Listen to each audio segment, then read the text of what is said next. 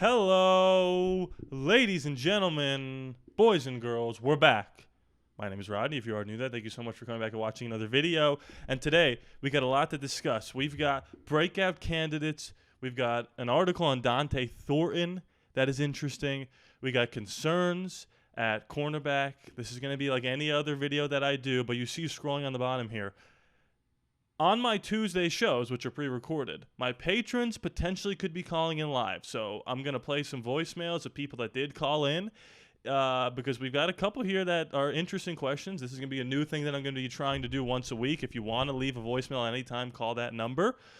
But for right now, we're just going to play the voicemails. We're going to talk about different things. Like I said, breakout candidates, because post-June 1st is here. It's June 2nd. So there's a lot of things that could happen between now and training camp, which is a couple weeks away. I think our training camp begins like June 10th, if I am to be believed. But over the next half hour-ish, I could be getting phone calls here from my patrons. If not, it's okay because we've got 4 great voicemails. I'm just going to hop into the first one here. Like I said, if you want to call in, there's that number right there. You can call any time, day or night, and leave a voicemail. So this is me from the future. This is why I'm holding this microphone. Also, I was editing this video. This logo right here is my high school mascot. We were the Lakeland Chiefs. There's nothing I can do about it, okay? I'm not a Chiefs fan. This is the logo that we had. And I rep my high school whenever I can. It is what it is. Let's hear the first voicemail here from Nelly. What's up, Rodney? It's Nelly. This is what I'm going to say or ask. I don't know whether this is a question, comment, whatever it is. I just want to know what you think about what's holding us back. In my eyes, it might be the wide receiver room, maybe a DB room. I just feel like both rooms kind of lack either veteran or experience, size. You know, there's I don't know what to think about these two groups. I think we might get exposed in some games from them, but I don't know if we got the same defense. The only thing that was holding us back was offense, and I don't know, man. I feel like our offense is all right, but I feel like we could get better at wide receiver. Or do you think we're going to go get somebody, or what are we going to do? And on the defensive side, you know, other than Benny and Stokes, you know, and those guys are still even like not really proven like that. I don't know, man. I feel like we might get exposed there, but overall, I think we're going to be good next year. Hopefully, we'll make playoffs. I just want to see what you think. Okay, first of all, shout out to Nelly, the singer, and also the caller. First ever, caller, first ever voicemail that I'm ever going to get to answer, so thank you so much for being the first. Look, interesting question, no doubt about it. First of all, I don't think you're wrong in being a little worried about the depth at, I think you said wide receiver and cornerback. Now, I'm going to pull up the depth chart here. Hold on. Let me bring this up right here. Okay. So we got the depth chart here. And what's interesting is I did initially hold your same thoughts on the wide receiver room because you got Jacoby Myers, Trey Tucker, Jack Bech, Dante Thornton. That is such a tongue twister. Tommy Mellott, Bachman, Kyle Phillips. You know, we've got people here. But Jack Bech being, as good as he's been so far in the process is a good sign for our wide receiver depth. And I think it just comes down to, can Trey Tucker or Dante Thornton, and we'll get to Dante in a second, can one of those two guys really cement themselves in the slot wide receiver position? Because if that's the case, because, I talked about the Tyreek Hill trade. I don't think that's actually probably going to happen, although you never know. Stranger things, right? We traded for Antonio Brown, although that was John Gruden. I'm like, man, I get it. This iteration of the offense is missing that deep vertical threat because you've got Jacoby Myers and Jack Bech, who in theory are the same archetype, right? They're that 3rd and 7, strong hands, crisp route runner, like contested catch guy, but they can't really take the top off the defense. And Brock Bowers is coveting the middle. He's a jack of all trades. He can do everything. But when you look at this wide receiver room here, yeah, I do see the concern initially. But again, Jack Bech stepping up so far has sort of calmed me down a little. But you've talked about the cornerback room, and I agree. Besides the linebackers, this is a problem, I think. And we'll talk about breakout candidates in a second because we need my breakout candidates. Spoiler alert, are going to be like team or people that we need to break out. Like this could be a problem if one of these three guys does not play above what their potential is because we need them to. So the first person here, Jacorian Bennett, he's probably cornerback 1. They have him at left corner. I don't know if that even matters. D-Cam behind him, and then Mello Dotson. I'm not going to pretend to even know who that is. Eric Stokes, Darian Porter, John Humphrey. Yeah, and then you've got Darnay Holmes, Sam Webb, Kelly, and Greedy Vance. I didn't know he was on our team. It's just it's a lot of like JB last year, and I think that's who you said, Nelly, in your call. I think you called him Benny, or maybe you just said Ben and I misheard you. JB's good. Like he feels like he's going to be the next Jacoby Myers for us. Like, is he a cornerback 1? I don't know. Probably not. But he's played above his potential out of Illinois. Was he out of Illinois, or was that Nate Hobbs, or was it both of them? I don't remember. All that being said, yeah, I mean, this could be an issue. Like, Eric Stokes is okay. Darian Porter, similarly with D-Camp, they're interesting, right?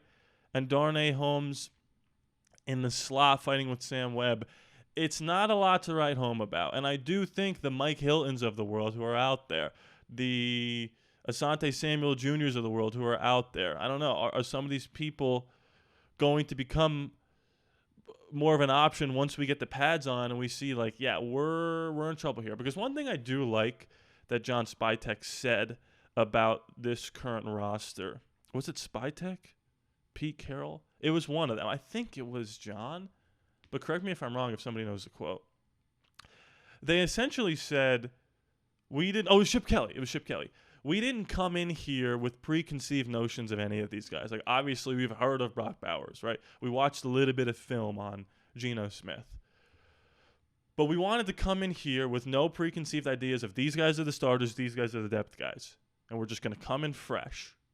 And I like that approach. It means that they're willing to keep or cut anybody. Like, they kept Kimbrough Wilkerson on the roster, and then they came in and were like, you're not good enough, or we have people that are better than you, and we're going to cut you. So, as of right now, the idea that they haven't made a move at corner might lend to the theory that they like what they have, although it's probably hard to evaluate a lot of these guys simply off of wearing helmets and being in Raider uniform T-shirts. So only time will tell, what the possibilities are at that position. I do think Mike Hilton, who's pretty good, is out there for the taking. Maybe a trade happens with Jalen Ramsey. I don't know. I think I'm more inclined to want to trade for Jalen Ramsey than I am Tyreek Hill. I'll tell you that much, because we don't really need a wide receiver as much as we do need that cornerback position. So, look, Nelly, thanks for the voicemail. I appreciate it. It was a fantastic question. We're going to get to the second one here. Let's see. Which one do I want to do? Yeah, let's do this one. This one's a fun one before we get to the Dante Thornton of it all, which is super important. Yeah, what's up, man? How you doing? My name is Mike Hampton. I was born and raised in Baltimore, Maryland. I've been a Raiders fan since I was 8 years old. It's weird. I was a Raiders fan because my first sneakers I had was some Raiders sneakers, and that's how I love the Raiders. My top all-time favorite Raiders all time is in order: Tim Brown, Napoleon Kaufman, and Charles Woodson. But I just wanted to call and just show some love, because you gave out your number and everything. I've been watching you for a while. Before you was making posters, I just remember you was like making just highlight videos and all that stuff. So I've seen you've been around. I've been watching. But anyhow, man, keep up the good work. Hope you have a great one. Shout out to Mike Hilton there. Mike Hilton. Mike Hampton. I've got Mike Hilton on the brain. Excuse me. Mike Hampton. Super nice guy. Talked about how he became a Raider fan. Talked about his top 3 Raiders. First of all, he said, I've been watching since you've making highlights. Yeah, I used to just make highlight videos, and then like occasionally would make like a 3-minute video about how Mike Mayock said we're not going to take a wide receiver, and then we draft Henry Ruggs. How right was I? Interestingly enough, Mike, and I'm going to get to my top 3, and then I'll talk about how I became a Raider fan. That's not that crazy of a story. It is what it is. Where was I going with that? This is the first year that I decided not to do highlights because I'm thinking to myself, not many to pick from. A lot of Gardner Minshew throwing to Brock Bowers. A lot of Brock Bowers. And I was like, you know what? I pulled a Captain America in the end of Avengers Endgame. No, I don't think I will allocate my time to making a highlight video for that. So if you guys are upset about that, I apologize. Although I will say, my highlights in the past have done so well because of the no music. We were in an era in like the early 2010s where it was like, Radioactive by Imagine Dragons had to be blasting in the background. You couldn't hear Reese Davis screaming at the top of his lungs during a Johnny Manziel highlight. And it's like, no, we want to hear the announcements. So I appreciate you shouting out my early highlight days. You mentioned how you became a Raider just by the sneakers that you were wearing. That's unbelievable. So much trauma that you've took on just because of a pair of sneakers. I'm sure you wanted to burn them at some point. But you know what? We're here now, baby. We're here, and we're Raider fans until the day we die, unfortunately or fortunately, right? My father is the reason I'm a Raider fan. Now, look, I just liked the teams that my parents liked. And he was a fan of the Raiders. Now, he was a fan of the Raiders because we had a family friend, like a cousin by marriage, Dan Connors, who played in one of the Super Bowls, that used to like frequent my dad's house, and he used to like hang out with him a lot. So that's how he became a Raider fan, because there was a guy in his life that was an Oakland Raider or a Los Angeles Raider at the time, maybe. So he adopted that team, him and his other cousin Kevin, and now, shout out to Kevin, I think he's watching too. He's a patron. I think Kevin's a patron. And now I'm a Raider fan because of that. Sometimes I get angry at them. Why would you pick this team? Why wouldn't you pick the Buffalo Bills? But it is what it is, right? Although being a Buffalo Bills fan is like losing 4 straight Super Bowls. I don't know if I could ever come back from that as a human being. My top 3 Raiders. I tried not to think about this prior because I want to go off of vibes here. Now, you mentioned Charles Woodson. Charles Woodson is my all-time favorite Raider. All time. I always go back and watch old highlights of his. And that last season where he picked off Peyton Manning not once but twice after having never done it initially, that is an all-time moment. If I have to pick 2 more, gonna get a little controversial here. My second would probably be Derek. Just because he was the quarterback that I grew up with. That was my childhood. And for all the downs that he had, it makes the ups stand out a lot higher. And that 2016 team was all time. It was all time, every single week. And you know what cemented it for me? That game where he broke his finger against the Panthers. He came back with the glove on and he was just dropping dimes. I was like, God, we got the next, Brett Favre. This is ridiculous. It didn't turn out that way. But for the time being, Derek is probably going to be my number 2. And then my number 3 is up for grabs. Do I want to go back and say, Stabler? I don't want to be a phony baloney and say someone that I haven't watched with my own eyes. But you know what? I'll give you a random one. Here because I met him, and he was the sweetest guy, and he was an absolute dog. Nnamdi Asomugha, as they said when we drafted him. I think that's how they pronounced his name initially. First couple seasons in the National Football League, not good. But then, since then, became one of the best cornerbacks of recent memory for the Las Vegas Raiders. And then he went to that Eagles dream team. It kind of fell off a cliff. It is what it is. I met him in the hotel lobby in Buffalo when they were playing the Buffalo Bills. And he was signing for us, and he was having a good time. And he was, now I'm thinking maybe it's Marcel Reese that I want to pick. I don't know. I could pick Marcel Reese. I could pick Darren McFadden. All these guys I met at different times just as a child, and they were so nice to me. Rod Woodson was sick. Janikowski was interesting. I don't know. There's a lot to pick from. Right now, I'll go Nnamdi Asomugha because I think he's a better player than Darren McFadden and all those other guys. But Nnamdi was an awesome guy, and he's a real actor now. And I'm a movie guy, and to see him transition to acting, and he's actually really good at it, it's pretty sick. So that's those are my top 3, probably in no particular order. Charles Woodson, Derek Carr, Nnamdi Asomugha. Comment below, by the way, your thoughts on all this stuff that I'm saying. The depth position issues of corner and linebacker, your top 3. And like I said, patreon.com/ALLaBorde. If you want to become a $5 patron, you can call in live anytime I'm pre-recording the show. They have the instructions to call in live if they want to. We'll see if it happens. They might be a little nervous. I don't know. It's okay. We got a lot of people that could call in. We'll see if it happens. Okay, third one here. This is a big-time question. So let's see, because this is going to be like the thesis of the video.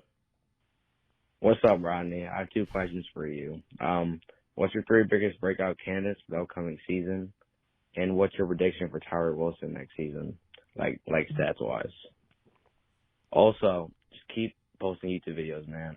I'm too young to buy your Patreon since I'm pretty broke, but you've been my favorite football YouTuber, not just Raiders, for about a year now. So thank you a lot. Keep doing what you're doing. Keep making YouTube videos. And thank you for letting me join the Discord as well. See ya.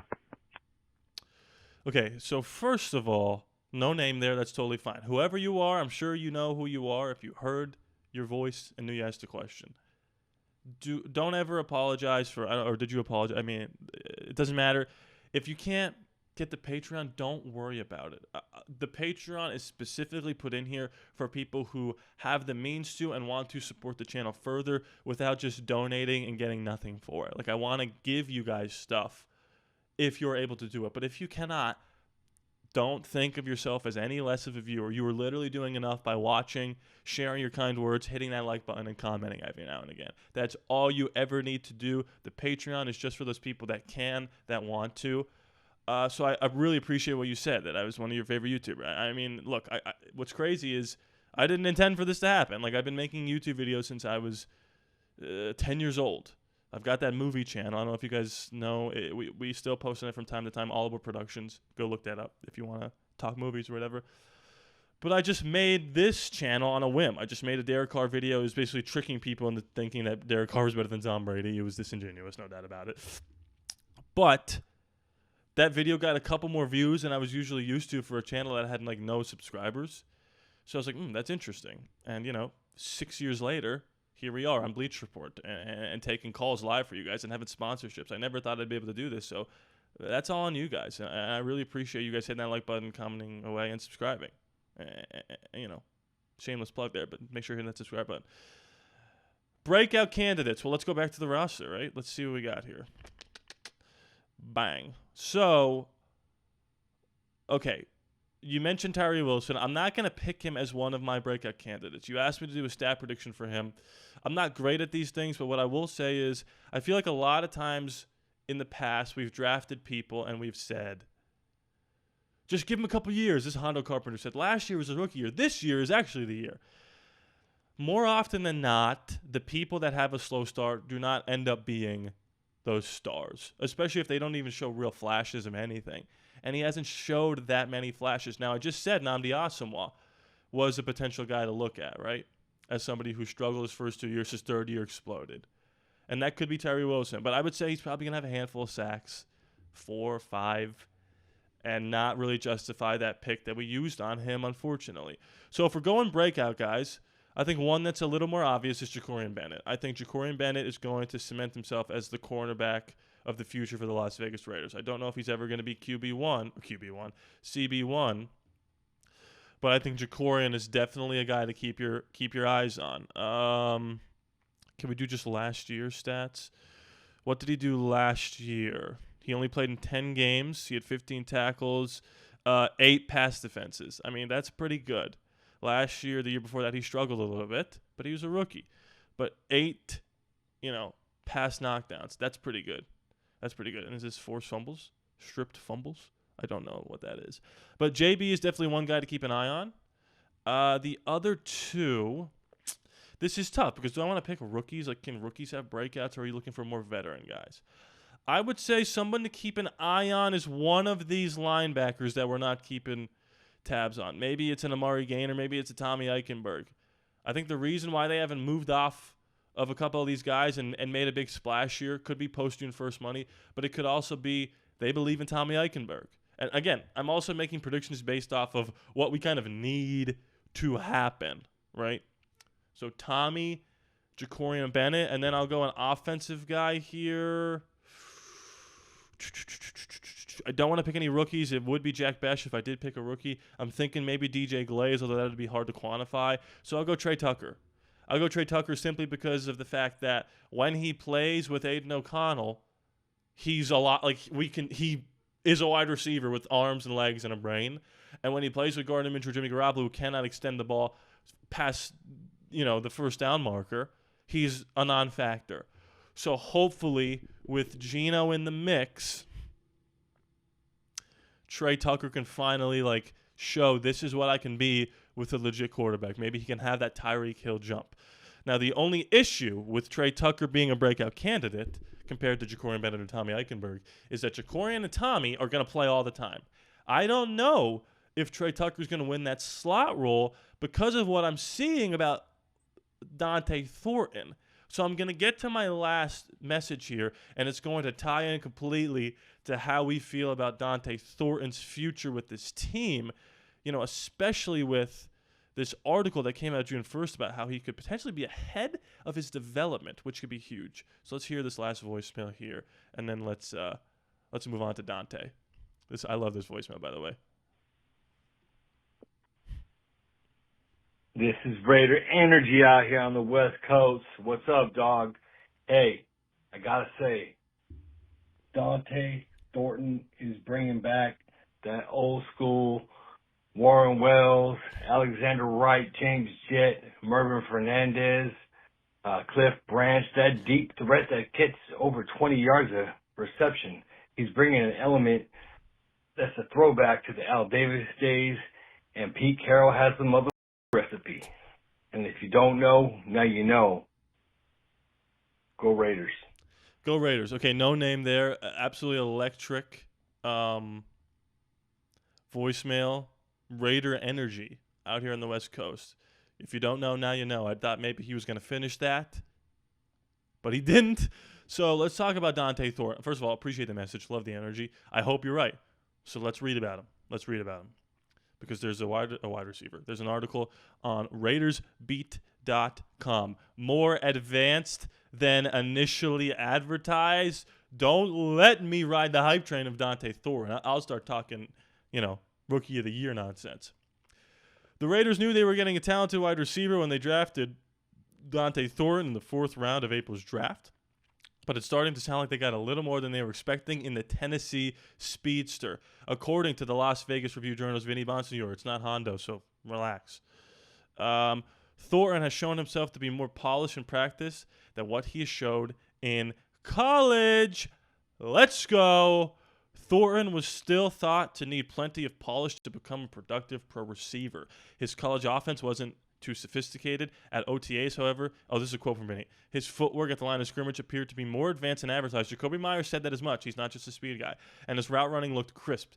He could be further along than suspected, Bonsignore reported on Sunday. Thornton is also taking reps at kick returner for the Raiders, and that's also where Trey Tucker was. His speed and athletic ability could make him a huge factor on special teams. When the Raiders drafted Thornton, the talk was all about Thornton's speed and how he could be a pick that the late, great Al Davis would have loved, and that's what, Raider Energy out on the West Coast said in his voicemail.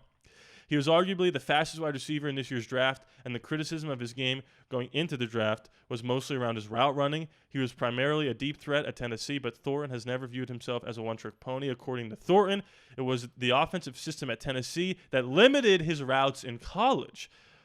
Interesting. That was mostly every team's main talking point. Was asking what the offense was we run here in Tennessee and if I'm able to run those pro-style routes. I had to be very intentional. Playing 2 seasons here at Tennessee, we don't have the same route tree, interesting, that most pro-style offenses have. I'd say that just my intermediate and media route running, said Thornton, with my past 2 years at Tennessee, I haven't really had the opportunity to display that much. So just getting back into the flow of doing that, I'd say that was the number one thing everybody was saying. Thornton said after the Raiders draft, head coach Pete Carroll talking about his routes at Tennessee and believed that the speedster had more opportunities to show his versatility at the University of Oregon before he transferred to Tennessee. On draft day, I talked to Coach Pete Carroll, and he said himself, if you look at the Oregon film, there's a lot of stuff you can see that people don't see within the last 2 years of me playing at Tennessee. If you turn on my 2 years at Oregon, you'll see me running true routes. Scouts and analysis were torn on Thornton going into the draft, but draft analyst Tony Pauly said he believes the Raiders got great value with Thornton in the 4th round. Dante Thornton has tremendous upside. I had him at a third-round pick. They took him in the fourth round. He keeps getting better and better. He ran a 4.3, 6.4 at the combine. Hondo said, I think he's special. Okay. So this is probably our last topic unless anybody calls in here. I don't want to get too excited because this guy has DK Metcalf measurables, right? DK was, 6'4", ran a 4.3. Everyone was like, can he run the route tree? Who cares? It's DK Metcalf. Now, DK fell to the second round, right? And DK was one of the all-time overthinks of draft analysis. Could Dante Thornton be that same guy?